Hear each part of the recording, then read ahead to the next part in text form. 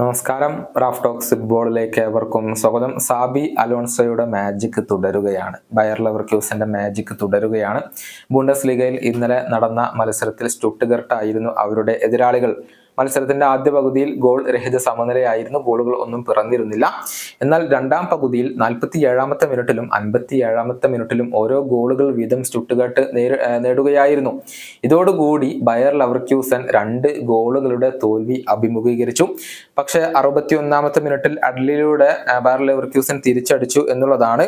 എന്നാൽ രണ്ടാമത്തെ ഗോൾ നേടാൻ ബയർ വളരെയധികം ബുദ്ധിമുട്ടി. ഒരു തോൽവി അവർ മുന്നിൽ കണ്ടിരുന്നു. ഉറപ്പിച്ചു നിന്ന സമയത്താണ്, കൃത്യമായി പറയുകയാണെങ്കിൽ 96-ാമത്തെ മിനിറ്റിലാണ് ബയർ ലെവർക്യൂസന്റെ സമനില ഗോൾ പിറക്കുന്നത്. റോബർട്ട് ആൻഡ്രിച്ച് ആണ് സമനില ഗോൾ നേടിയിട്ടുള്ളത്. ഇതോടുകൂടി ആ ഒരു തോൽവിയിൽ നിന്നും രക്ഷപ്പെടാൻ ഇപ്പോൾ ബയർ ലെവർക്യൂസന് കഴിഞ്ഞിട്ടുണ്ട് എന്നുള്ളതാണ്. ഇത് ആദ്യമായിട്ടൊന്നുമല്ല, ഇതിനു മുൻപ് ഒരുപാട് തവണ ഇത് നമ്മൾ കണ്ടതാണ്. അവസാന നിമിഷങ്ങളിൽ വിജയിച്ച് കയറുന്ന അല്ലെങ്കിൽ സമനില പിടിച്ച് തോൽവിയിൽ നിന്നും രക്ഷപ്പെടുന്ന ഒരു ബയർ ലെവർക്യൂസന്, ആ ഒരു മെന്റാലിറ്റിയെ നമ്മൾ ഒരുപാട് തവണ സാബി അലോൺസോക്ക് കീഴിൽ കണ്ടതാണ് എന്നുള്ളതാണ്. ഇതോടുകൂടി ബയർ ലെവർക്യൂസന്റെ അപരാജിത കുതിപ്പ് ഇപ്പോൾ തുടരുകയാണ്. കഴിഞ്ഞ 46 മത്സരങ്ങളിൽ ഒരു മത്സരത്തിൽ പോലും സാബി അലോൺസോയുടെ ബയർ ലെവർക്യൂസൻ പരാജയപ്പെട്ടിട്ടില്ല എന്നുള്ളതാണ്. അത്രയും മികച്ച രൂപത്തിലാണ് ഇപ്പോൾ അവർ മുന്നോട്ട് പോകുന്നത്.